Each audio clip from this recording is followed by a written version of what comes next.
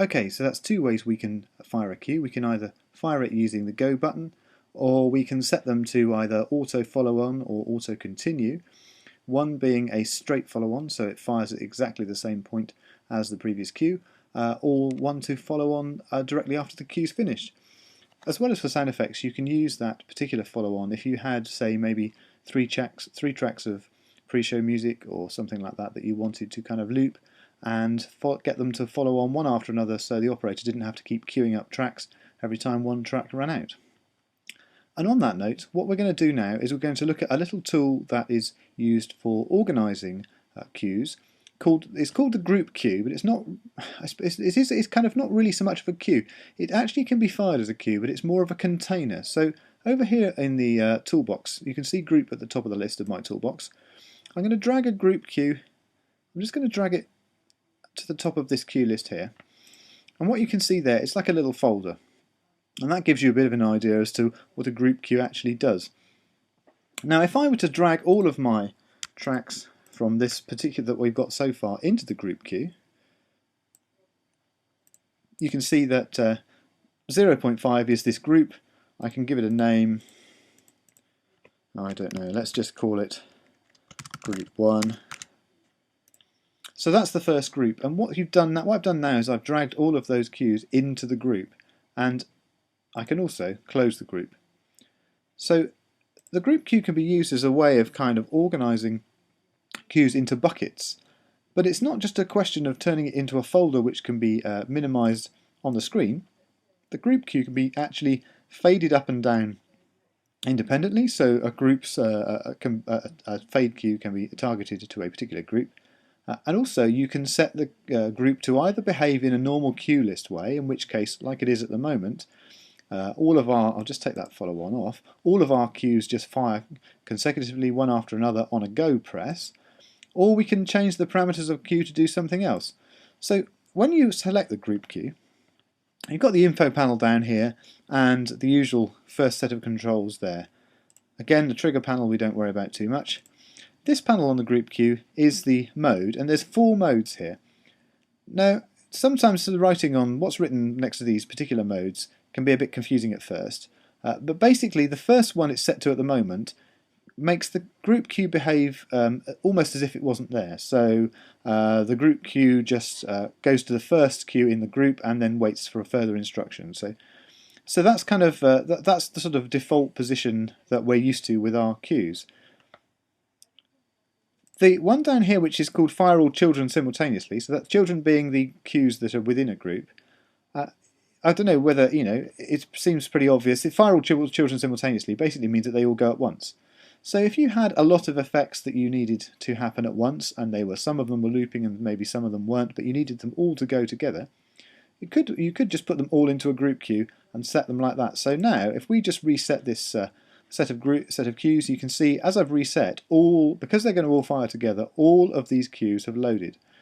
Now when they're loaded, they've got this little yellow dot next to them, and the first queue and where we are in the queue list is this black teardrop. So now I'm going to hit go, and you can see, look, the group queue has basically fired all together, and all of the effects are firing one after another. So that's one use for the group. You can use it as a sort of a container, so maybe some people like to put their different queues for a scene into a different group.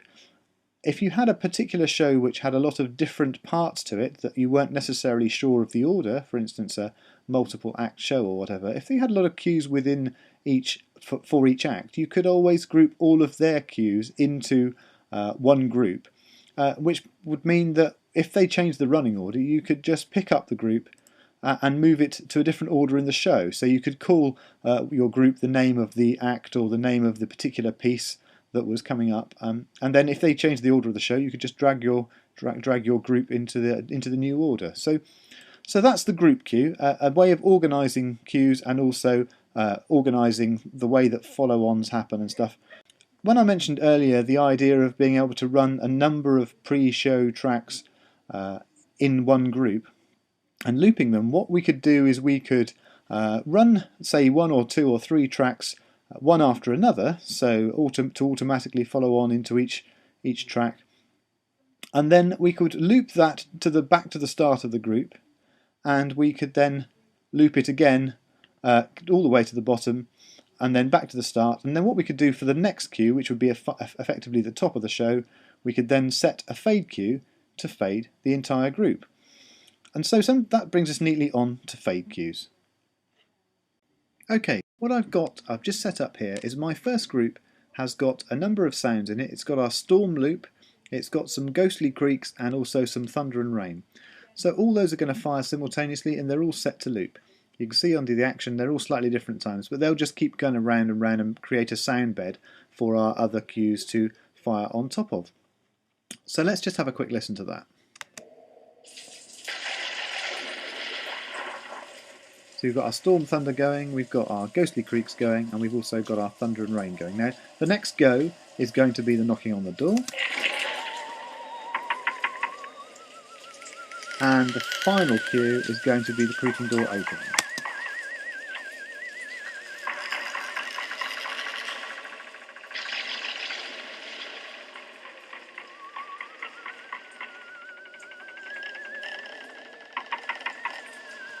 So that's okay. So what I want to create now is I want to, at the end of our show, we've had these two effects, and at the end of our little mini show, I want this sound bed that's looping at the moment to fade out. So what I'm going to do to affect that is I'm going to create a fade cue, which is underneath the audio cue in my toolbox. I'm just going to drag it into the bottom of the cue list. So when you drag a cue in, you can see this blue line appears to show you where you're going to insert it in the list. So I'm going to drag that to the bottom of the list. And again, with the fade cue, we can see this cue does not have a target cue. So if you remember, the red cross in Qlab means that something's the matter, and this particular thing that's the matter is that this fade cue doesn't have a target cue. So what I'm going to do is that where it says drag an audio cue, I'm going to grab hold of the group, so the top line here, and I'm going to drag it on top of the fade cue. And you can see here it just says it's adding group 1 there, and if I let go, so the target is now a group 1, so that's fading group 1. Now the red box, the red cross is still here, and now it says no fade levels have been activated. And what that means is that you see again, if you go to our panel, our inspector panel, we have our info, again the same things again, we have triggers, and we have some time. So here we have a curve settings and duration. So these are basically different settings for the way the fade happens. I'm going to leave them as they're set as they are, and I'm just going to change the time to 3 seconds. So it's going to fade over 3 seconds. And what I'm also going to do for here as well is I'm going to check this box that says stop target when done. And what that will do is it will basically mean that when the cue has finished fading, it's going to stop all of the group 1 cues, so they don't keep running. Because if that wasn't checked, what would happen is that the cues would keep running, they would just be faded out. Now there might be reasons why you want to do that, but in this case it's the end of my show, so I just want to stop those cues. If you had a very long piece of media at the start of a show and you didn't stop it, and then you had another one and you didn't stop that, by the time you performed about 4 fade cues, the Mac would be running a lot of cues that no one was ever going to hear again. So stop target when done is a very important checkbox. Wow, now it told us that there were no fade levels have been activated. So if we go to the levels tab, when the levels, the faders are greyed out in Qlab, it basically means they're not having any effect on the actual cue itself. So this fade cue basically hasn't had any fade levels activated, and if I click it, you'll see it will go yellow. So now I've clicked it, it's actually doing something. So what I want to do is I want it to fade out, so I'm going to set it to -infinity, and now the red cross has gone away. And I'm just going to give it a name, and I'm going to go fade weather. I'm going to call it weather. Okay, so let's just reset the cue, and we're going to play the whole thing again. So the first thing that's going to happen in our show is this, people are going to walk in, so it's going to have the sound bed's going to start.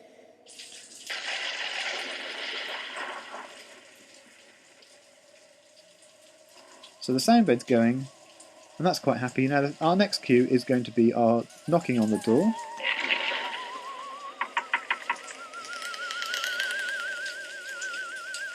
Now building up quite a head of steam on the effects front, there's quite a lot going on. So let's imagine we've got to the next part of our show and we just need our creaking door to open. So I'm going to fire those and I'm going to wait till they've both finished, because I want you to see the fade on the group queue. So a few more seconds now, another 5 or 6 seconds now, and the two queues knocking on door and the creaking door will have finished.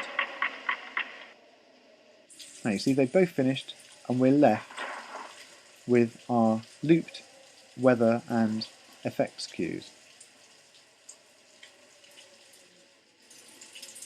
So what I'm going to do now is I'm going to hit the next queue. Let's wait till that's it, some real level picking up now in these queues. So now I'm going to hit the next queue and you can see it going. And it's gone. So over 5 seconds, the weather faded and the group, all the group queues went and they all finished. So that's how you create a fade queue to fade out our background soundscape for the weather. What we could do is, if we wanted to fade in something, we would put the fade queue in after the thing we wanted to fade it, but we need to treat it slightly differently. So, for instance, if I was going to fade in the knocking on the door queue, what I'd need to do is I'd need the knocking on the door queue to go before the fade, because the track needs to start before the fade. So I've just dragged in my fade queue just afterwards. Obviously I need to give it a target, so I'm dragging the knocking on the door effect over that fade queue, and then I'm going to animate the queue itself. So I animate the volume on that, which is basically a level fade. So I'm just going to call that fade up door. Now when the queue starts, the knocking on the door starts, I need it to start at minus infinity, because otherwise we'll hear it going. And then what I want it to do is, over however many seconds, I need it to fade up. So let's just have a quick listen to that. Let's just run our sound bed.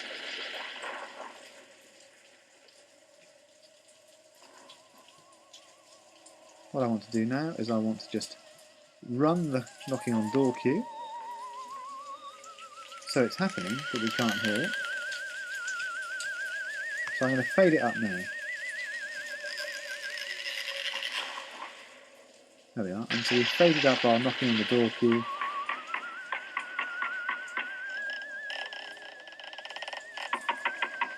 And then we have our creaking door go. I'm going to fade out our weather. So you can see over 5 seconds our weather's fading out. Because the other two queues haven't finished yet, they're still running. What we could do is, if we could also, if we wanted to fade everything out altogether, we could create another couple of fade queues. So one fade queue for the knocking on the door. We can fade that out to 0.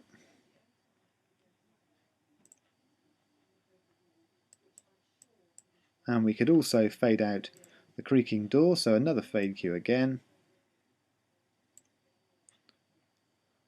I'm not going to label these up, but basically that's what they're going to be. That's going to be there. And then we're going to put the whole lot into a group queue.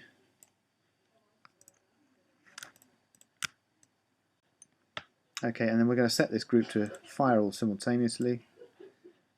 And now, if we fire everything together, first queue's looping, second queue's going, it's starting to fade up. The final queue is now running. And we'll fire off our final set of fade queues.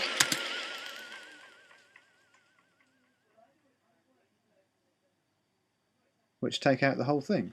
Now what you'll notice here is that I didn't set those last two fade queues to stop target when done, so you can see that they're still running. But they finished now. So there's a number of ways you can use a fade queue. We've also learned how to use a group queue to organise our audio cues together, and also we've learned how to find the different settings within the inspector panel for a different type of cues. So hopefully that'll give you something to think about. I'll see you next time.